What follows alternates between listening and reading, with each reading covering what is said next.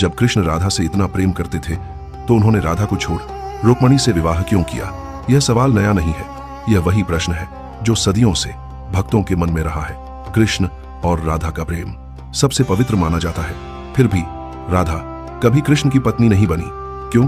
इस कहानी को समझने के लिए हमें पहले यह समझना होगा कि राधा कौन थी।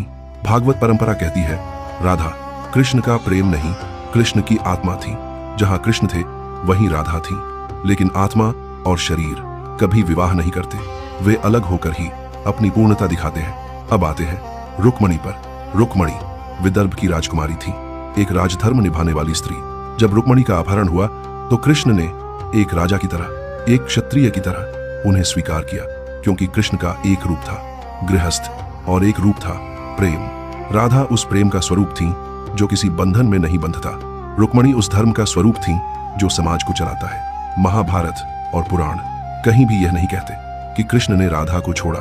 कृष्ण मथुरा गए, द्वारका गए, लेकिन राधा उनसे अलग नहीं हुई, क्योंकि प्रेम साथ रहने का नाम नहीं, एक होने का नाम है।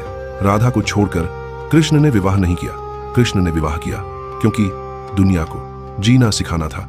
अगर कृष्ण सिर्फ प्रेम में रहते तो वे भगवान नहीं, केवल प्रेमी कहलाते।